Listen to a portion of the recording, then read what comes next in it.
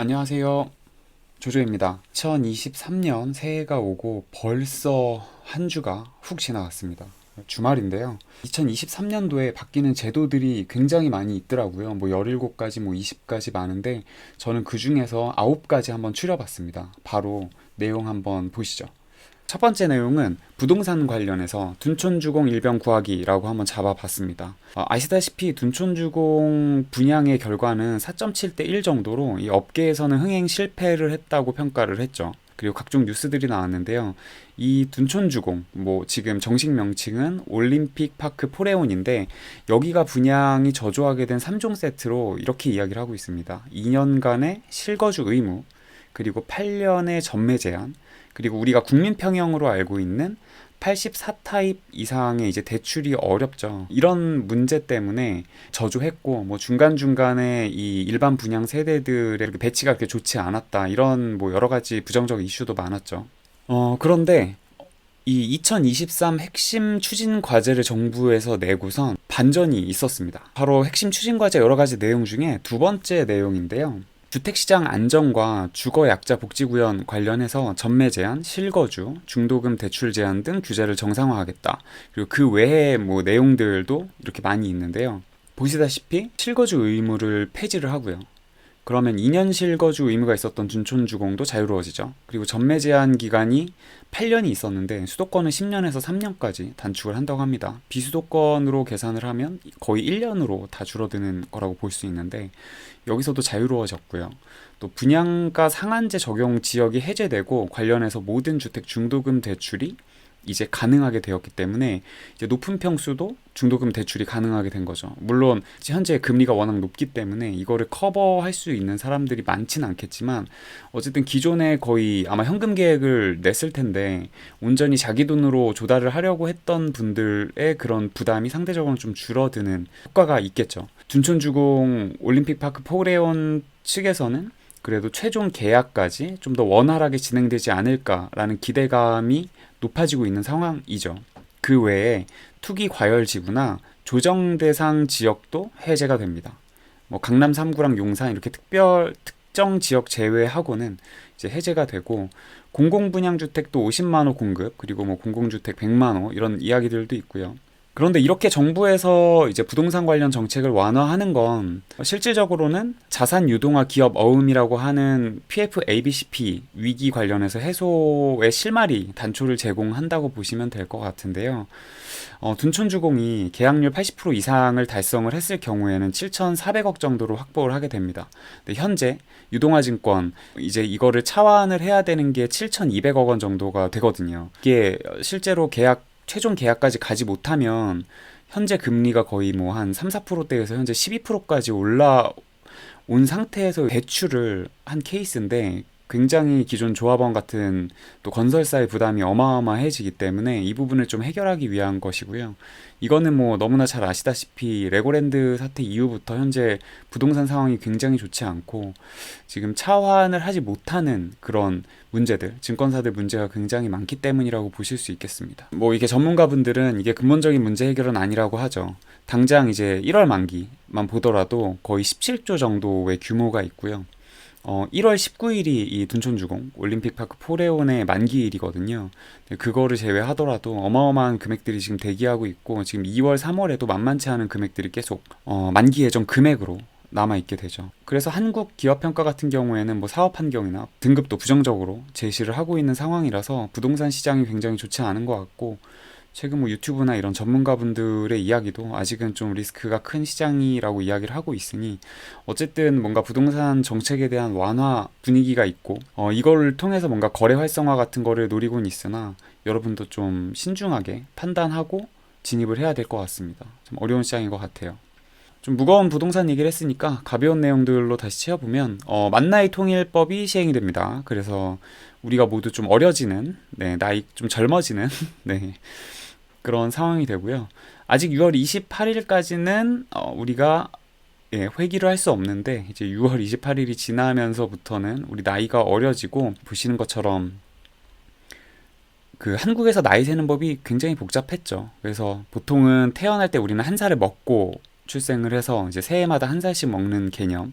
그리고 어, 사실 이 한국식 나이가 좀 헷갈리는 분들은 보통 이 연나이로 현재 연도에서 태어난 연도를 뺀 다음에 플러스 1을 해서 계산하곤 했죠. 근데 이제 그런 거 다 필요 없이 만 나이로 바뀌는 게 태어날 때 무조건 0살이고 이제 생일이 될 때마다 한 살씩 먹는다고 보시면 될 것 같아요. 그래서 부동산 얘기가 좀 무거웠는데 이제 좀 가벼운 걸로 넘어가면요.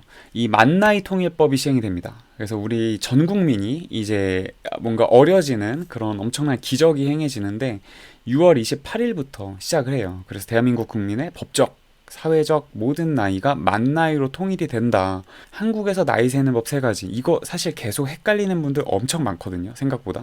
뭐 이걸 한국식 나이는 이렇대요. 태어날 때 한 살이고 새해마다 한 살을 먹는다. 저 같은 경우는 그냥 현재 연도에서 태어난 연도를 뺀 다음에 보통 플러스 1로 계산을 했었거든요. 근데 이제 만 나이는 태어날 때 0살, 생일마다 한 살씩 먹는다라고 보시면 될 것 같아요. 2022년 6월에 태어난 아이가 있다고 생각을 해봤을 때 그 아이는 지금 한 6개월 정도 지난 거잖아요. 태어난 날 기준으로. 그러니까 지금은 이제 얘 몇 살이에요? 그러면은 네, 6개월, 뭐 6개월 차예요. 이거 직장인이 아닌데 어쨌든 이제 6개월 됐어요. 이렇게 이야기를 할 것 같고 이 아이는 이제 6월이 도래하면 그때 한 살이 되는 거죠. 그러니까 오히려 굉장히 심플한 것 같고 근데 이게 단순히 이제 세는 게 복잡해가지고 그렇다라기보다는 여러 가지 이런 법적 분쟁이나 불편 사례들이 있었대요. 그래서 뭐 임금 피크제 적용할 때에 56세가 만이냐 뭐냐 또 뭐 이런 보험 계약을 할 때 만 나이냐 세는 나이냐 그리고 최근에 이제 코로나19 백신 예방접종 관련해가지고도 여기는 또 뭐 연나이 적용 막 이렇게 뭔가 복잡했는데 이제 이런 분쟁들이 만 나이 기준으로 정리가 되면서 굉장히 쉽고 간소화될 것 같아요. 자, 그 다음은 최저임금 관련된 건데 시급 1만 원 시대가 이제 코앞으로 온다고 합니다. 이게 2022년도에 알바천국에서 조사한 건데 당연히 사장님들 입장에서는 뭐 인하나 동결을 원하시겠죠. 그리고 알바생 입장에서는 당연히 인상되는 걸 바라고 물가는 이렇게 오르는데 뭐 급여 인상되길 바라고 동결되는 거 원하는 사람 없으니까 이거는 뭐 당연한 것 같고 사장님들이 이렇게 대답했다고 해서 나쁘다고 볼 수도 없는 거죠. 이제 사장님들은 인건비 등 각종 비용을 당연히 절감을 해야 되는 게 비즈니스를 하는 기본이라고 볼 수 있는 거고 또 이거 여기에 이제 시간과 노력을 제공하는 사람들 입장에서는 우리가 얼마나 노력하는데 이거에 대해서 합당한 보상을 당연히 해줘야 되지 않느냐. 그리고 그냥 무조건 우기는 게 아니라 이미 이 시장 물가가 그렇게 오르고 성장하고 있는데 뭐 당연한 거죠. 결국 그게 여러 가지로 잘 협의가 되어서 올해 최저임금은 9,620원.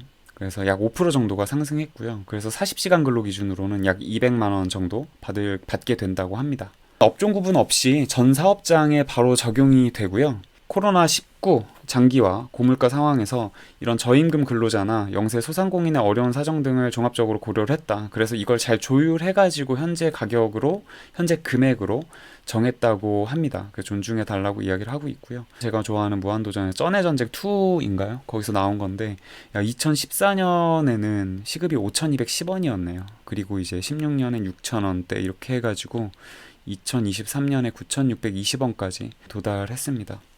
다음 소식은 급여 관련된 내용인데 우리 군인분들 국방의 의무를 지키기 위해 노력 중인 우리 군인분들의 봉급이 인상이 된다고 합니다. 그래서 23년도부터 27년까지 이 국방 중기 계획 국방부에서 제공한 자료에 따르면 처우를 지속적으로 개선해 나갈 것이고 이들의 봉급도 합당하게 지불하겠다라고 이야기를 하고 있는데요. 현재 기준으로 봉급 구조가 이렇게 일반 봉급과 내일 준비 지원금이라고 해서 별도로 이제 적립을 해주는 금액이 있고 병장 기준으로 했을 때 현재는 82만 원 정도라고 합니다. 그런데 이번에 47.9% 파격 인상을 해서 약 130만 원 정도를 수령하게 될 것 같고요. 25년까지는 205만 원 정도까지 이제 인상을 해가지고 이제 군 생활 마치고 나올 때 그래도 이 친구들이 좀 사회에 적응할 수 있는 목돈을 가지고 나올 수 있도록 재원을 마련해 준다고 하니까 개인적으로는 군대를 갔다 온 군 선배로서는 굉장히 좋다고 생각하거든요. 이러한 부분에 있어서는 이분들이 어디에 있든 뭐 전방이든 후방이든 그리고 뭐 건강상의 이유나 이런 걸로 공익 판정을 받았든 어쨌든 군대라는 곳이 많은 기회를 잃기도 하지만 그만큼 또 무언가 그 조직 생활이라든지 여러 가지를 배우는 기간이기도 한데 어쨌든 양날의 검을 갖고 있지만 굉장히 헌신하고 희생하는 시간에 충분한 보상을 받고 나오는 것도 굉장히 중요하다고 생각을 하고 있어서 이런 부분에 있어서는 뭐 제 세금이 전혀 아깝지 않은 것 같습니다. 아울러 단순히 이 봉급만 인상하는 게 아니라 이런 식사나 생활 환경까지도 업그레이드가 된다고 해요. 급식비 단가도 단계적으로 인상하고, 인상해서 좋은 밥 우리 장병들한테 제공해야 되죠. 그리고 식당 환경이나 기구도 개선을 하고요. 그리고 재밌는 게 이제 이게 저도 썼던 모포들인데, 이런 침구류들이 이렇게 거의 뭐 우리 가정집에서 쓰는 침구류로 개선이 된다고 합니다. 뭐 전 당연히 이렇게 바뀌어야 된다고 봐요. 뭐 부정적으로 보시는 분들은 이게 뭐 군대냐 캠프냐 이런 이야기도 많이 하시는데, 물론 전쟁이 나면은 뭐 침낭 깔고 아무 데서나 자야 되는 게 군인이기도 하지만 결국 가장 중요한 거는 훈련이죠. 군인으로서 가장 최선을 다해야 되는 거는 당연히 훈련이라고 생각하고, 그 훈련을 위해서는 충분히 휴식할 수 있는 여건이 필요하다고 보거든요. 실전과 같은 훈련을 위한 체력도 준비가 될 테니까. 그래서 이런 부분에 있어서는 개선되는 게 전혀 저는 문제가 없다고 생각합니다. 그리고 실제 어려운 환경이 되면 당연히 그 환경에 적응해서 싸워 나갈 거니까 오히려 이런 부분에서는 아낌없이 투자를 하면 좋겠고, 그 장구류라고 하죠. 이런 각종 장비, 뭐 헬멧이나 이런 것들, 뭐 수통 이런 것들도 당연히 저는 개선이 돼야 된다고 봅니다. 아낌없이 투자를 해야 된다고 봐요. 군대라고 하면 굉장히 깝깝하고 뭐 닫혀있는 분들만 있는 것 같지만, 최근 군대에는 그래도 좀 깨어있는, 어떻게 보면 이제 MZ세대 분들이 점점 위로 올라가서 리딩을 하실 거라고 보고 있고, 기존에 있었던 뭔가 납품 과정에서의 군 비리 이런 것들도 많이 해결될 것이라고 봐요. 군인분들의 헌신에 대해서 미국 같은 국가들처럼 훨씬 많이 대우하고 존경할 수 있는 그런 구조가 이루어졌으면 좋겠어요. 다음으로는 부모 급여 관련해서도 기존의 영아수당이 확대되고 개편이 됩니다. 현재 만 0세 아동 그리고 만 1세 아동 이렇게 매월 70만원, 35만원 추가적인 지급을 하고 있고, 또 보육료 바우처가 있어서 어린이집 이용할 때도 자녀를 키우는 부모님들이 혜택을 받을 수 있도록 지원을 해줍니다. 남편이랑 제 동생이 진짜 고생하면서 키우고 있는데 아이 키우는 게 장난이 아닌 것 같습니다.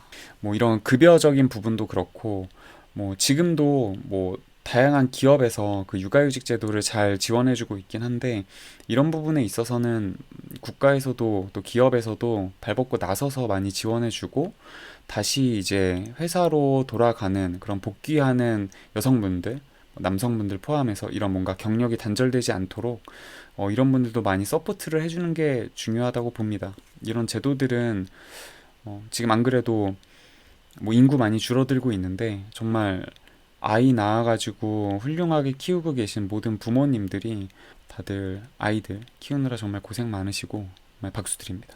네, 다음은 유통기한이 사라지고 소비기한이라는 개념이 도입된다는 건데요. 1월 1일부터 시작이 돼요. 그래서 보시면 유통기한은 우리가 알다시피 제품의 제조일로부터 소비자에게 판매가 허용되는 기한이고요. 이 소비기한은 식품 등에 표시된 보관 방법을 준수할 경우에 섭취에도 안전에 이상이 없는 기한입니다. 그래서 저는 만약 냉장고에 이제 유통기한 지난 게 있는데 막 어머니가 먹으려고 하거나 막 그러면은 못 먹게 하고 버리고 그랬거든요. 근데 그러면 이제 등짝 스매싱이 날라오죠. 근데 결국 어머니의 말이 맞았던 겁니다. 섭취에도 안전에 이상이 없는 기한인데, 이거 그냥 뭐 대략적으로 한 30% 40% 정도의 기간이 더 늘어났다고 이야기를 하시더라고요. 그렇게 이해를 하시면 되고, 근데 이제 이미 시장에 유통기한이 찍혀가지고 나가 있는 물량들이 있잖아요. 그 부분에 대해서는 당연히 이제 판매할 수 있도록 하고, 그리고 이제 우유 같이 좀 냉장 보관 기준 개선이 필요한 것들이 있대요. 예를 들면은 뭐 미국, 호주 이런 곳들은 뭔가 이렇게 냉장 보관되는 거에 온도가 거의 뭐 0도? 훨씬 낮은데, 우리나라는 뭐 5, 6도, 뭐 7도 이 정도 수준으로 유지를 하고 있다고 하네요. 그래서 그런 것들이 이제 개선이 돼야 되는데, 뭐 대형마트 같은 곳들은 좀 더 인프라가 빠르게 교체가 될 수 있겠지만, 작은 이제 동네 가게 이런 곳들은 그런 거를 교체하기 위한 비용이나 이런 것들이 더 많이 들겠죠. 그래서 그런 부분이 좀 더 개선되는 시간이 필요하기 때문에 유예를 둘 텐데, 이런 부분도 뭐 정부에서 지원을 해줄지, 그 비용적인 부분을 지원을 해줄지 이건 잘 모르겠습니다.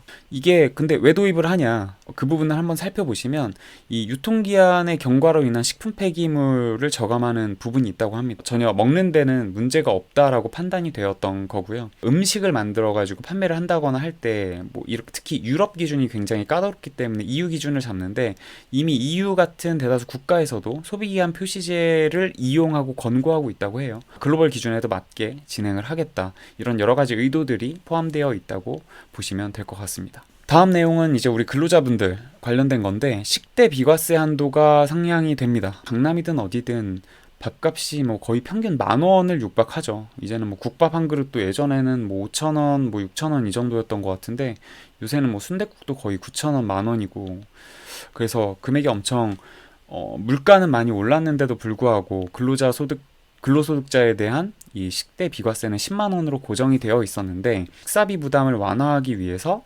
소득세 비과세 한도가 현재는 10만 원이었는데 20만 원까지 확대가 되게 됩니다. 자, 연봉이 3,600만 원인 이제 A씨가 있죠. 이 사람이 10만 원씩 12개월 동안 120만 원의 이제 식대가 발생을 하고요. 이게 비과세 혜택을 받으면은 15%를 계산해서 그 18만 원을 세이브를 할 수 있게 되는 거죠. 그런데 이 사람이 식대가 기존 10만 원이었는데 20만 원으로 순증하는 경우에 20만 원 곱하기 12개월이니까 240만 원이 되고요. 240만 원에서 15%를 곱하면은 36만 원이 됩니다. 36만 원의 비과세 혜택을 받을 수 있죠. 근데 여기서 끝나는 것이 아니라 10만 원씩 더 받았잖아요. 기업 입장에서는 10만 원을 더 얹어준 거예요, 월급을. 그거를 12개월로 계산하면은 120만 원의 추가적인 혜택, 임금이 늘어나는 효과를 얻게 되는 거죠. 여기 뭐 임금 구조 조정, 그리고 식대 순증 방식 이런 것들이 있는데, 오른쪽 표를 한번 보시면 이 근로자 같은 경우에는 290만 원에 이제 실수령을 하고 10만 원의 식대가 붙어 있던 사람인 거예요.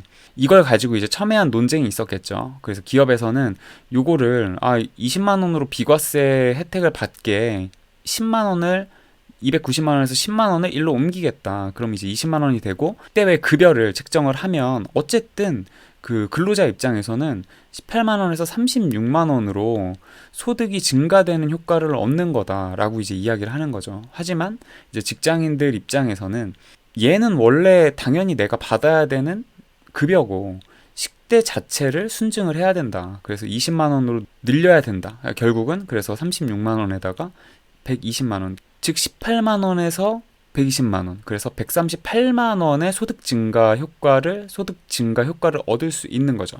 우리의 그 식대 비과세 한도가 상향이 되면서 근로자들 입장에서는 소득 증가 혜택을 굉장히 많이 누릴 수 있다라고 보시면 될 것 같습니다.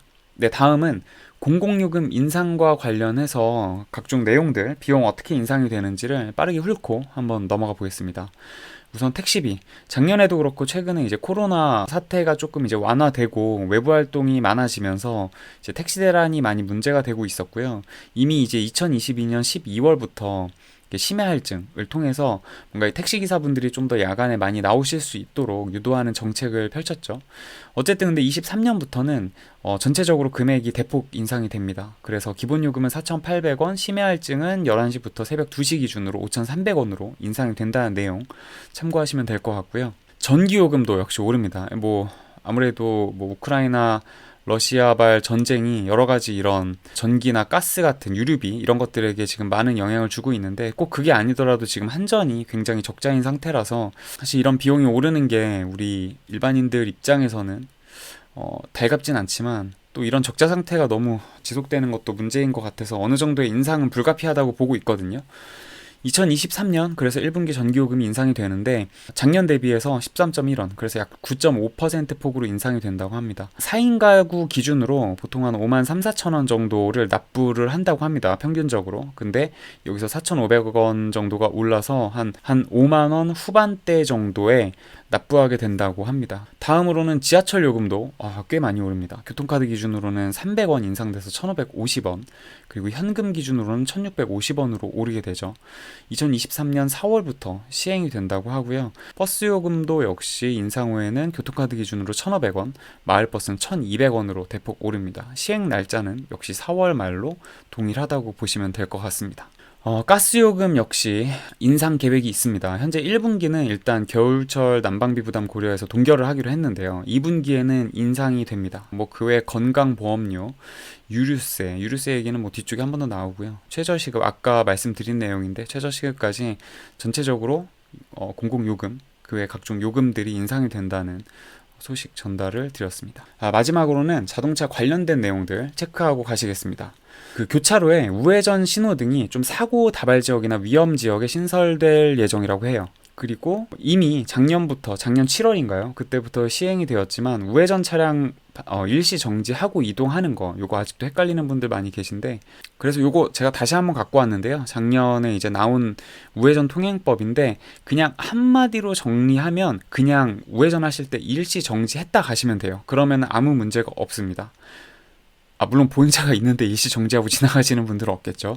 유류세 인하폭이 변경이 됐죠. 그래가지고 유류세 인하 조치는 계속 갑니다. 그래서 휘발유, 경유, 휘발유가 37%, 그다음 경유가 35%였나요? 37%였나요? 어쨌든 그 정도였는데 경유는 그대로 유지되고요. 휘발유의 경우에는 25%로 축소됩니다. 그래서 저희 집 앞에도 휘발유가 꽤 가격이 싸서 1,495원 막 이 정도까지 빠졌었는데 최근에 보니까 1,559원. 이제 비싼 데들은 1,590원 후반대나 뭐 워낙 비싼 곳들은 뭐 1,600원 넘고 원래 고가인 데도 많고요.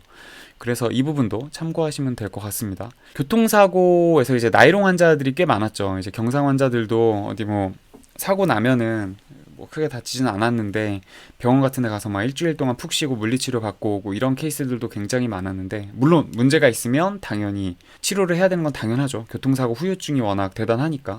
근데 이걸 이제 악용하는 분들도 워낙 많았기 때문에 치료비 중 본인 과실은 보험, 자비로 납부할 수 있도록 좀 더 이 체계가 잡힐 것이다. 좀 더 깐깐하게 보게 될 것이다. 이렇게 보시면 되겠습니다.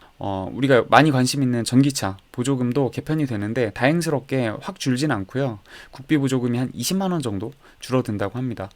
그 대신에 전액 보조금 되는 기준이 한 200만 원 정도 상향이 돼요. 차량가액이 5,700만 원까지로 올라가니까 어떻게 보면 혜택을 받을 수 있는 폭이 좀 더 늘어나는 거라서 이 부분도 참고하시면 되겠습니다. 뭐 자료들은 각종 뉴스를 참고해가지고 핵심되는 것들 위주로 가져왔다고 보시면 될 것 같습니다. 제가 준비한 소식은 여기까지고요. 벌써 2023년 흑묘년이 일주일이 훅 지나갔습니다. 이거 좀 방심하다 보면 한 달 지나가고 또 여름 오고 덥다 그러다가 또 가을 오고 또 지금처럼 추운 겨울이 후딱 올 텐데 여러분께서도 뭔가 새해에 뭔가 특별한 계획을 세우셨거나 이번에는 꼭 이루고 싶은 것들 좀 이렇게 나열해 놓으셨으면 그런 거 잘 하나씩 클리어해 가시면 좋겠습니다. 저는 올해 이제 유튜브 영상을 올리는 게 제 목표고요. 단기 목표는 한 100개 올리는 거예요. 제가 진짜 아끼는 친구의 딸이 있거든요. 정말 이제 생각이 깊은 주영이라는 아이가 있는데 주영이가 제 영상 지금 올린 걸 다 봤어요. 그것들을 이제 보고 기특하게도 이제 조언을 해줬는데 삼촌은 그 재벌집 막내 아들 한 것처럼 약간 그런 콘텐츠들이 좀 어울리는 것 같다라는 조언도 해줬고 시청자로서 지금 현재 그리고 뭔가 그 영상들의 썸네일이나 이런 게 너무 뒤죽박죽이다. 그래서 그런 것도 방향을 좀 잡아서 카테고리를 정해서 한 방향으로 꾸준히 나아가면 좋겠다라는 이야기도 했고 제가 이야기를 잘하는 강사분들을 많이 좋아하는데 그런 분들의 스타일을 좀 따라가려면 뭔가 좀 더 연기하는 요소나 이런 것들도 잘 활용해야 좀 더 사람들이 들을 때 몰입감 있게 들을 수 있겠다라는 조언을 해줬거든요. 하나도 놓칠 게 없는 거였고 당연히 유튜브를 하시는 분들이 뭔가 명확한 그 카테고리를 하나 잡고 그거와 관련된 썸네일이나 제목 같은 거를 많이 만들라는 그런 이야기를 많이 하시는데 저는 너무 맞는 말이라고 생각을 하고 있고요. 사실은 근데 그런 것도 있었어요. 이 뭔가 카테고리를 잡고 딱 타이트하게 잡혀서 가면 이 유튜브를 하면서 가장 어려워하는 부분이 지속성이잖아요. 물론 소재를 발견하고 이거를 재밌게 풀어내고 이런 타고난 능력도 있는데 저는 그냥 일반적인 목소리를 가지고 있는 평범한 사람이고 그리고 막 대단한 뭐 특별한 능력은 없는 상황에서 너무 이제 어떤 범위를 가둬두면 제가 하다가 또 포기할 것 같다는 그런 생각도 좀 들고 하더라고요. 그래서 그냥 막 어쩔 때는 이런 새해 소식도 올리고 내가 관심 있는 테크도 올리고 친구들과의 재밌는 일들, 어머니 모시고 어디 놀러 가는 거, 부모님 모시고 놀러 가는 거 그냥 자유롭게 찍어야겠다 이런 생각도 했었거든요. 뭐가 정답인지는 잘 모르겠는데 어쨌든 주영이의 조언도 이 유튜브라는 게 그냥 제가 블로그를 쓰려고만 하는 것도 거는 아니고 한편으로는 수익 창출과 관련된 거 혹은 좀 더 이 알고리즘을 타서 확산하는 거에 대한 것들도 염두에 두면서 같이 가는 거니까 주영이가 계속 아마 모니터링 해줄 것 같아요. 갑자기 영상 편지가 됐는데 어쨌든 여러분 2023년 올해 다들 가정에 좋은 일들만 많이 생기시길 바라면서 마치겠습니다. 빠이.